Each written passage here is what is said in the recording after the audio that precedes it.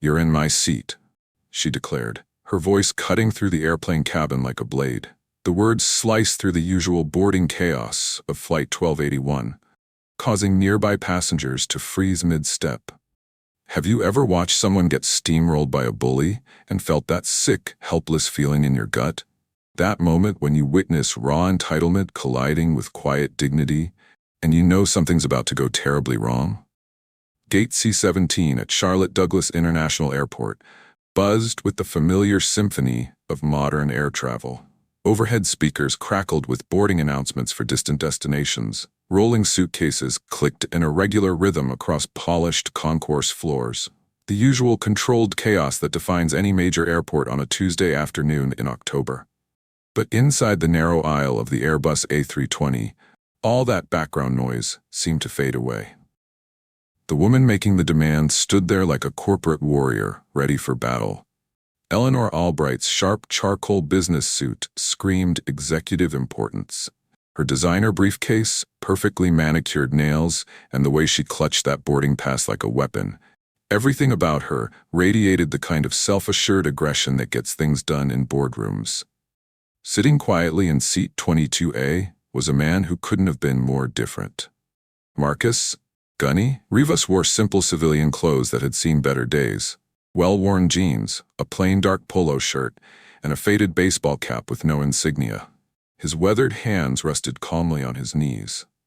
At first glance, you might have mistaken him for just another middle-aged passenger trying to get from point A to point B. You would have been dead wrong. Because Marcus Rivas carried himself with something that can't be bought, taught, or faked. 26 years in the United States Marine Corps had carved an invisible steel backbone into this quiet man. Force Reconnaissance, multiple combat deployments, a lifetime of putting others before himself, even when it hurt. "Ma'am, I believe this is seat 22A, Marcus replied, his voice steady and respectful. He held up his boarding pass with the kind of calm you only develop after facing real danger, not the manufactured urgency of corporate deadlines. Eleanor's face flushed. "Well, I need the window seat. I have a critically important video conference the moment we land, and I need to prepare." Her tone made it clear this wasn't a request. This was a demand, wrapped in business speak. The few passengers still filing past slowed their pace, sensing drama. Some pretended to organize their carry-ons. Others suddenly became very interested in their phones. Nobody wanted to get involved. But here's what none of them knew. What Eleanor definitely didn't know, as she stood there tapping her expensive heel against the aircraft floor. The man she was trying to bully out of his confirmed seat had spent decades defending the very freedom that allowed her to fly safely across the country for her critically important meeting. If you believe our veterans deserve basic human respect, smash that like button right now. Because what happened exactly 9 minutes later would silence every passenger on that plane and prove that sometimes honor finds a way to soar, even at 35,000 feet. Marcus looked at the flight attendant approaching their row, his name tag reading, David. The young man's expression showed he'd witnessed this type of confrontation before. Just another day of managing adult tantrums at altitude. Marcus, Gunny, Rivas looked like a man who had learned to carry heavy things without complaining about the weight. At 58, he moved through the world with an economy of motion that spoke of decades spent where every movement mattered. His salt and pepper hair was cropped shorter than most civilians wore it, though not military regulation short. The faded baseball cap he wore bore no unit patches or service medals. Marcus had never been one for advertisement. Only a keen observer would notice the subtle, almost imperceptible way he carried himself. The straight shoulders that never quite relaxed. The habit of scanning exits whenever he entered a room. The way his left knee took just a fraction of a second longer to bend when he sat down. A souvenir from a night patrol in Helmand Province, where the roadside bomb had been buried deeper than expected. 26 years in the Marine Corps doesn't just give you stories. It rewrites your DNA. Marcus had spent the first half of his career in regular infantry units, learning the fundamentals that would later make him eligible for something few Marines ever achieve: Force Reconnaissance. The elite special operations unit that operates behind enemy lines, gathering intelligence and conducting direct action missions in places that don't officially exist on any map. Force Recon Marines don't accidentally end up in the unit. They're selected, tested, and forged through training that breaks most candidates before they even reach the real missions. Marcus had thrived in that environment, not because he loved violence, but because he understood something fundamental about leadership that many never grasp. Real strength protects. It doesn't intimidate. He'd spent his final 8 years as a gunnery sergeant, a senior non-commissioned officer responsible for training the next generation of Marines. Young men and women, barely out of high school, would arrive at Camp Lejeune thinking they knew what toughness meant. Marcus would show them the difference between being hard and being strong. Discipline isn't about following orders, he'd tell them during those pre-dawn training sessions. It's about doing what's right when nobody's watching and nothing forces you to do it. Those weren't just words to Marcus. They were a code he'd lived by through 3 combat deployments, countless training exercises, and the quiet daily choices that define character when the uniform comes off. He'd been traveling to Dallas to visit his daughter's family, specifically to attend his grandson's high school graduation. 8-year-old Marcus Jr. was receiving an award for academic excellence, named after a teacher who died serving in Afghanistan. The irony wasn't lost on the elder Marcus that his grandson was being honored in memory of another fallen service member. The ticket to Dallas represented 2 months of careful budgeting on his military retirement pay. Marcus had specifically chosen the window seat because flying still made him slightly uncomfortable. Too many memories of transport helicopters and the vulnerability that comes with being airborne in unfriendly territory. Having a wall to one side helped. Meanwhile, 15 feet away, Eleanor continued her performance of executive importance. She checked her rose gold Apple Watch for the 4th time in 2 minutes. Her Louboutin heels clicked against the aircraft floor as she shifted her weight from foot to foot, radiating the kind of controlled impatience that comes from believing your time is more valuable than everyone else's. Her phone buzzed constantly with what she assumed were urgent messages requiring immediate attention. Each notification seemed to validate her belief that the world would somehow stop functioning if she wasn't available to manage every crisis, approve every decision, and attend every meeting that crossed her calendar. 2 very different people. 2 completely different definitions of what it means to serve something larger than yourself. One had spent decades learning that strength means lifting others up. The other had spent a career learning that success means getting others to move out of your way. Eleanor Albright wasn't evil. She was something perhaps more dangerous in modern society, completely convinced of her own importance. At 42, she had climbed the corporate ladder with the focused determination of someone who had learned early that hesitation equals failure. Senior Vice President of Strategic Development at a Fortune 500 consulting firm. 6-figure salary, company car, executive parking spot. The kind of success that comes with its own gravitational pull, bending the world around your schedule. Her charcoal Armani suit fit like armor designed for boardroom warfare. The Hermes briefcase she carried contained contracts worth more money than most people see in a decade. Her platinum wedding ring caught the cabin lights, a marriage that functioned more like a business partnership between 2 high-achieving professionals who scheduled intimacy between quarterly reviews. Eleanor lived in a world where everything could be optimized, streamlined, and controlled. Where problems got solved by applying the right amount of pressure to the right people. Where efficiency wasn't just preferred, it was a moral imperative. She checked her phone again. 17 unread emails in the last 5 minutes. A text from her assistant about the Dallas presentation. Another from her husband asking if she'd be home for their son's soccer game this weekend. She ignored the personal messages and focused on the business ones. The video conference waiting for her in Dallas would determine whether her team secured a contract that could define the next 3 years of her career. Everything had to be perfect, every detail managed, every contingency planned, which was why sitting in anything other than a window seat felt like accepting defeat. Eleanor had trained herself to view the world through a lens of maximum efficiency. Lines were obstacles to overcome. Delays were failures of planning. Other people's inconvenience was simply the cost of her success.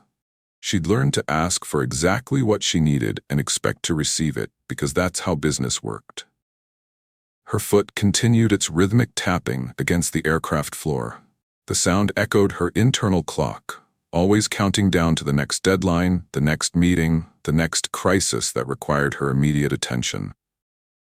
She huffed audibly when a family with small children took longer than necessary to organize their carry-on bags in the overhead compartment. Time was money. Their time was her money. Every minute spent waiting was a minute stolen from preparation. Eleanor had spent 2 decades perfecting the art of getting her way through persistence, volume, and the implicit threat that someone's day would become very difficult if they didn't comply with her requests. It worked in conference rooms. It worked with subordinates. It worked with service providers. She saw no reason why it wouldn't work with a random passenger on Flight 1281. Her worldview was simple. Successful people take what they need. Hesitant people accept what they're given. She hadn't become successful by accepting. 2 very different worldviews were about to collide at 30,000 feet. One built on earning respect through sacrifice, the other on demanding compliance through pressure. "There must be some mistake," Marcus said quietly, examining his boarding pass one more time. The letters and numbers were clear. Flight 1281, seat 22A, window. Eleanor's jaw tightened.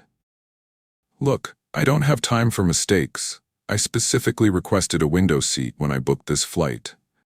I have work to do during this flight, and I need the surface area against the wall to set up my laptop properly." Her voice carried the practiced authority of someone accustomed to getting results through sheer force of will. Several passengers in nearby rows turned their heads, sensing conflict brewing in the cramped aircraft aisle. Flight attendant David approached with the diplomatic smile that comes from years of managing mid-air disputes. "Is everything okay here?" "This gentleman is in my seat," Eleanor announced, waving her boarding pass like evidence in a courtroom. "I need him to move to the aisle so I can conduct business during this flight." David examined both boarding passes with professional attention. His expression shifted from routine assistance to genuine confusion. "Well, this is unusual. You're both showing seat assignments for 22A. He pulled out his tablet and began scrolling through the passenger manifest. "That's impossible," Eleanor snapped. "I confirmed the seat assignment 3 times. I even paid extra to guarantee a window seat." Marcus remained silent, watching the exchange with the patient demeanor of someone who had learned to let situations develop before reacting. His military training had taught him that most problems resolve themselves if you give them time and space. David tapped his screen several times, his frown deepening. "It appears there was a system glitch during check-in this morning. Our computer assigned the same seat to 2 passengers." He looked up apologetically. "This happens occasionally with software updates." Eleanor's face flushed red. "I don't care about your system glitches. I have a critically important presentation tomorrow morning, and I need to prepare during this flight. Some people are just so inconsiderate, taking up space when others have real work to do." The insult hung in the cabin air like smoke. Marcus felt the familiar tightness in his chest that came with being dismissed, diminished, treated as less than human. He'd experienced it before, the casual cruelty of people who viewed others as obstacles rather than individuals. But he'd also learned something during those 26 years in the Corps. You don't win every battle by fighting. Sometimes the strongest response is choosing not to engage. David looked between them, clearly hoping to find a diplomatic solution. "Sir, I could move you to seat 24B, which is an aisle seat 3 rows back. Or perhaps the middle seat here in row 22 if the lady would be willing to take the aisle." "Absolutely not," Eleanor declared. "I need the window." The other passengers in nearby rows had gone quiet, pretending to organize their belongings while obviously listening to every word. Their discomfort was evident in the way they avoided eye contact, the forced concentration on their phones, the sudden urgent need to find something in their carry-on bags. Marcus looked at David, who was clearly hoping he would be the reasonable one in this equation. The young flight attendant's expression showed both empathy and exhaustion. This wasn't his first time managing entitled passengers. Marcus thought about his grandson's graduation ceremony waiting in Dallas, about the peaceful flight he'd planned to enjoy, about the principle of the thing. But he also thought about the 20 Marines under his command who had died in Afghanistan, and how none of them would ever again worry about airplane seating assignments. "The aisle seat is fine," Marcus said quietly. "Comment below if you've ever had to swallow your pride to keep the peace." The cabin doors sealed with a heavy thud that resonated through the aircraft like a final gavel. Marcus settled into the aisle seat of row 22, his left knee protesting slightly as he adjusted his position. The familiar pre-flight safety demonstration played on overhead screens while flight attendants performed their choreographed routine of emergency procedures. Eleanor had claimed her prize window seat with the satisfaction of someone who'd just closed a successful negotiation. She immediately pulled out her laptop, arranging it on the small tray table with military precision. Her designer reading glasses perched on her nose as she began scrolling through presentation slides, already lost in her world of quarterly projections and market analyses. Flight 1281 pushed back from Gate C-17, right on schedule. The Airbus A320's twin engines spooled up with a low roar that vibrated through the aircraft frame. Marcus felt the familiar sensation of acceleration as they taxied toward the active runway, the ground crew's orange safety vests visible through Eleanor's jealously guarded window. The takeoff itself was smooth, a testament to Captain Eva Rostova's skill at the controls. The aircraft lifted off the Charlotte runway and began its steady climb through the October afternoon sky. Marcus closed his eyes as they ascended, feeling the slight pressure change in his ears. 9 minutes. That's how long it takes an Airbus A320 to climb from ground level to its initial cruising altitude of 35,000 feet under normal conditions. 9 minutes for Marcus to process what had just happened. He wasn't angry. Anger was a luxury he'd learned to set aside decades ago during his first deployment to Iraq. Getting angry at individual rudeness was like getting angry at weather. It existed, it was unpleasant, but it wasn't personal. What he felt instead was a deeper wariness, the kind that comes from watching basic human decency get trampled by self-importance. Marcus had spent his adult life in an organization built on mutual respect, where the lowest-ranking Marine was treated with dignity, where strength meant protecting those who couldn't protect themselves. He remembered Staff Sergeant Rodriguez, who'd given up his seat on a transport helicopter so a wounded Marine could get medical attention faster.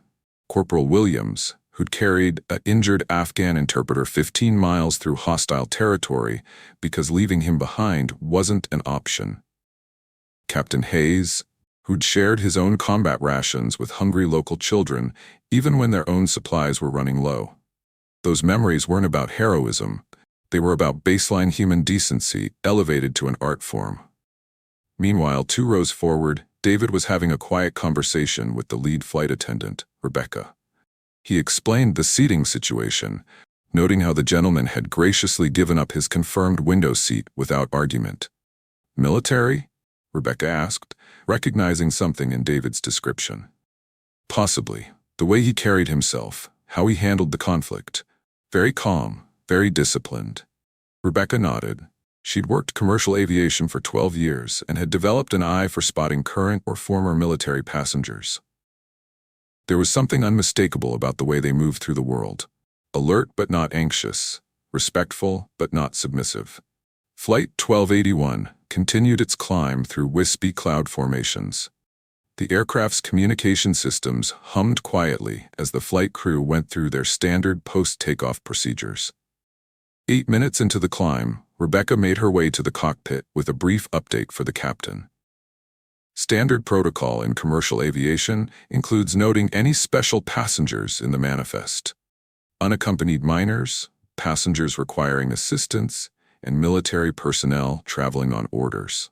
Sometimes it also includes passengers who demonstrate exceptional character during boarding.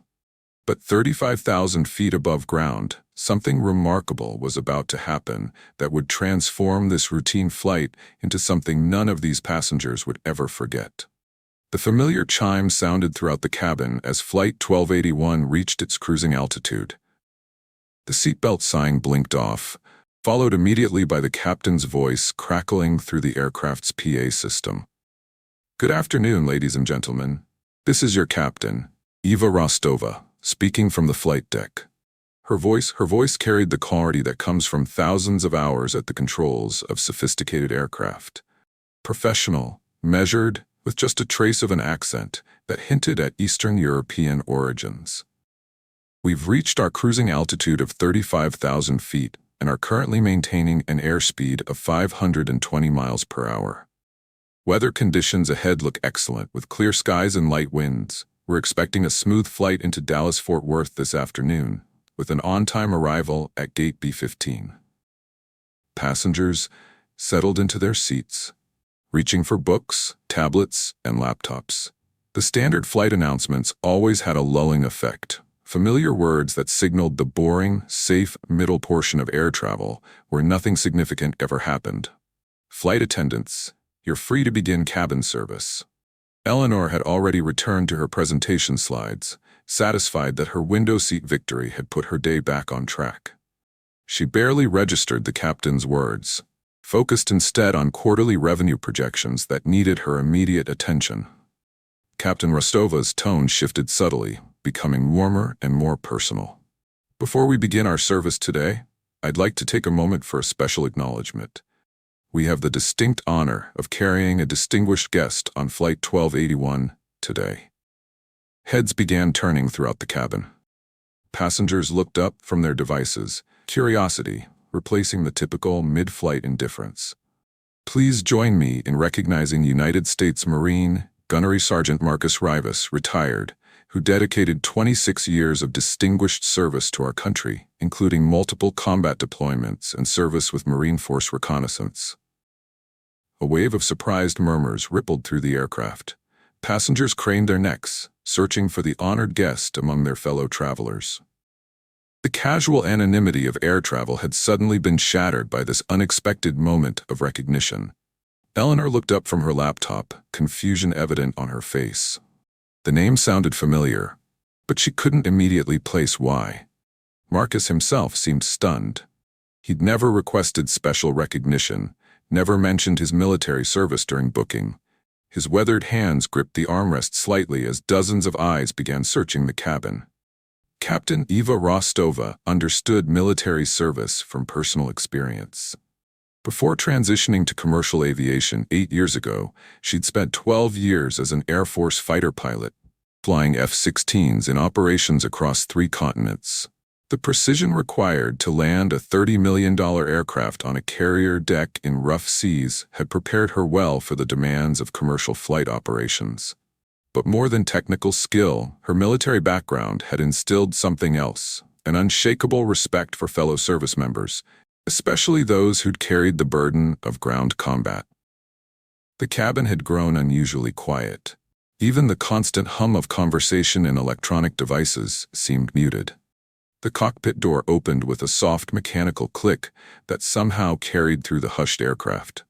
Captain Eva Rostova stepped through the cockpit door in her crisp Navy uniform, 4 gold stripes gleaming on her shoulders. Her movements carried the purposeful precision of someone accustomed to command. Not hurried, but absolutely deliberate. The first officer had taken control of the aircraft, leaving her free to address what she considered a matter of professional duty. Every passenger who could see the cockpit area turned to watch as she moved into the cabin space. Her eyes scanned the rows methodically, searching. Row 20, row 21, row 22. There he was, aisle seat, just as Rebecca had described. The man who'd been bullied out of his confirmed window seat by an entitled passenger. The Marine who'd chosen dignity over conflict, service over self. Captain Rostova's gaze locked onto Marcus Rivas, and in that instant, 2 military professionals recognized each other across the civilian divide. Marcus looked up, his expression shifting from mild curiosity to complete surprise. He started to rise from his seat, but Captain Rostova raised her hand gently, indicating he should remain seated. The entire cabin fell into an expectant hush. Conversations stopped mid-sentence. Electronic devices were lowered. Even the crying baby in row 8 seemed to sense the gravity of the moment. Captain Rostova positioned herself directly in the aisle beside Marcus's seat, her posture straight and formal. She was close enough that every passenger in the forward section could see clearly what was about to happen. The silence stretched for 3 heartbeats. 4. 5. Captain Eva Rostova executed a slow, deliberate military salute. Her right hand moved with practiced precision to her forehead, fingers extended and joined, thumb aligned. The gesture was crisp, respectful, and unmistakably genuine. Her arm formed a perfect angle, her bearing absolutely correct, according to military protocol. Gunnery Sergeant Rivas, her voice carried clearly through the hushed cabin. On behalf of this flight crew and every passenger aboard this aircraft, thank you for your service. It is an honor to have you with us today. Marcus felt his throat tighten. 26 years of military discipline kept his composure intact, but emotion flickered across his weathered features like sunlight breaking through clouds. His eyes glistened, not with tears of sadness, but with the profound recognition that comes when someone truly sees your sacrifice. He straightened in his seat as much as the confines allowed, returning the captain's salute with quiet precision. "Thank you, Captain. The honor is mine." The exchange lasted perhaps 15 seconds, but its impact rippled through the aircraft like shock waves. Eleanor, clutching her laptop in the coveted window seat, had gone completely pale. The businessman she dismissed as inconsiderate and taking up space was receiving a formal military salute from the aircraft commander. The full weight of her earlier behavior crashed down on her like a physical blow. Her expensive presentation suddenly seemed trivial. Her urgent video conference felt meaningless. She'd spent 20 minutes bullying a man who dedicated his life to defending her right to travel safely across the country for business meetings. Spontaneous applause began in the rows immediately surrounding Marcus. Quiet at first, then building as passenger after passenger joined in. It wasn't the performative clapping of a forced celebration, but the genuine appreciation of people witnessing something authentic and moving. An elderly woman in row 19 nodded respectfully toward Marcus. A businessman lowered his Wall Street Journal to add his applause. A young mother held her toddler's hands together, teaching him to participate in honoring service. Captain Rostova held her salute for another beat, acknowledging not just Marcus, but the values he represented. When she finally lowered her hand, she offered him a professional nod before turning back toward the cockpit. "Share this video if you believe one moment of respect can change everything." The applause continued for nearly a full minute, an eternity in the compressed social space of an aircraft cabin. What had started as scattered clapping from a few passengers grew into something approaching a standing ovation, with people rising from their seats throughout the economy section. Marcus remained seated, his composure intact, but his emotions clearly stirred. He nodded graciously to the passengers around him, accepting their recognition with the humility of someone who'd never expected public acknowledgement for doing his duty. As Captain Rostova disappeared back into the cockpit, individual passengers began approaching Marcus's row. An older gentleman from seat 18C extended his hand for a firm handshake. "Thank you for your service, Marine. My brother served in Vietnam." A young woman traveling with her infant son stopped in the aisle.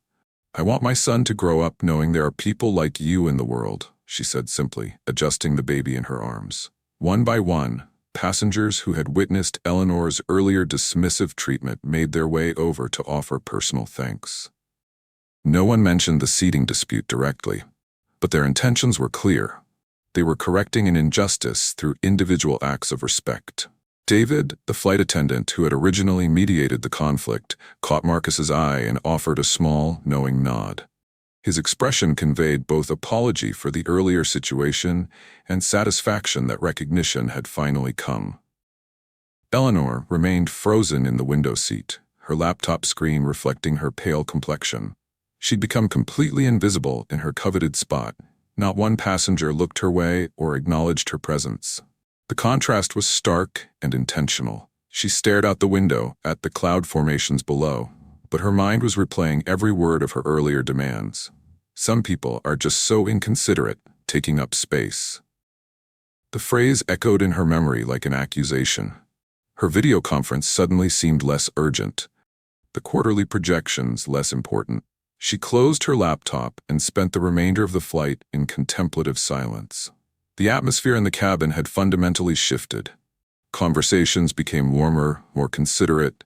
Passengers helped each other with overhead compartments without being asked. Flight attendants moved through the aisles with renewed purpose, treating every interaction as an opportunity to show respect. Marcus found himself engaged in quiet conversations with fellow travelers throughout the flight. A retired teacher shared stories about her son's deployment to Afghanistan. A college student mentioned his grandfather's World War II service. The connections were genuine, born from a shared moment of recognition. When Flight 1281 began its descent into Dallas-Fort Worth, the usual pre-landing tension was replaced by something calmer, more reflective. Passengers seemed reluctant to break the spell that had settled over the aircraft. The landing was smooth, and as they taxied to Gate B-15, spontaneous applause broke out again, this time for Captain Rostova's flying skills. She acknowledged it over the PA system with characteristic professionalism. During deplaning, Marcus found himself at the center of a slow-moving receiving line. Passenger after passenger paused to shake his hand, offer thanks, or simply nod respectfully as they passed. The process took twice as long as normal, but no one seemed to mind. A businessman pressed his business card into Marcus's hand. "If you're ever in Dallas and need anything at all, please call me." But the real lesson of Flight 1281 was just beginning to unfold. What happened on Flight 1281 wasn't really about airplane seats or military protocol. It was about two fundamentally different approaches to human interaction, and which one ultimately prevails when put to the test. Eleanor Albright had spent her career demanding respect through position, volume, and persistence. She'd learned to take what she wanted by making others uncomfortable enough to give it to her. Her respect was transactional, temporary, and ultimately hollow. Marcus Rivas had earned his respect through decades of sacrifice, service, and putting others before himself. He'd never demanded recognition, never leveraged his military background for personal advantage, never used his service as a weapon to get his way. The difference became crystal clear at 35,000 feet. Captain Eva Rostova's spontaneous salute did more than honor one Marine. It demonstrated how individual actions can reshape entire environments. Her decision to publicly recognize Marcus's service instantly transformed a cabin full of strangers into a community united around shared values. The power wasn't in the military protocol itself. It was in the choice to see someone's true worth when everyone else had chosen to look away. Every person on that aircraft witnessed the same fundamental truth. Earned respect carries weight that demanded respect never can. Marcus's quiet dignity under pressure revealed more about his character than any uniform or medal ever could. This story resonates especially with military families who know the reality of service. You understand the weight of deployments, the sacrifice of missed birthdays and holidays, the quiet strength required to put duty before personal comfort. You've seen how easily society overlooks that sacrifice once the uniform comes off. But Flight 1281 proved that recognition can come from unexpected places, delivered by people who understand that service deserves acknowledgement. Marcus made it to his grandson's graduation ceremony on time. The 8-year-old received his academic award, named in honor of a fallen teacher who'd served in Afghanistan. 3 generations of service, quietly honored in a school auditorium where most people had no idea of the connections. The real victory wasn't Eleanor's eventual shame or the passengers' applause. It was the reminder that individual character matters, that quiet dignity defeats loud entitlement, and that sometimes the most powerful moments happen when someone with authority chooses to do what's right. Subscribe to Story by Liam for more stories, proving that honor never goes unnoticed, and hit that notification bell so you never miss a story that matters. Share your own experiences with unexpected recognition or moments when someone's character shone through adversity. This community exists to celebrate the quiet heroes who make our world better, one respectful act at a time.